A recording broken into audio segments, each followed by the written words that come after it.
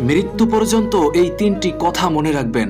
জীবনটা ছোট হলেও এর শিক্ষা কিন্তু অনেক বড়।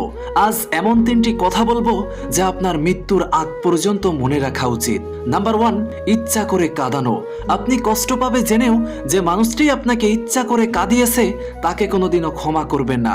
মনে রাখবেন, যে আপনার চোখের জল দেখেও শান্তিতে ঘুমাতে পেরেছে সে আপনাকে কোনোদিনও ভালোবাসেনি। নাম্বার 2, একাকিত্বের শক্তি। বিপদে পড়লে যখন দেখবেন আপনার চারপাশটা খালি হয়ে যাচ্ছে তখন ঘাবড়ে যাবেন না। জানবেন আল্লাহ আপনার চারপাশ থেকে আগাছাগুলো পরিষ্কার করছেন যাতে আপনি নিজের আসল শক্তি খুঁজে পান। নাম্বার 3, নীরবতা ও সম্মান। কেউ আপনাকে ছোট করলে তার সাথে তর্কে জড়াবেন না।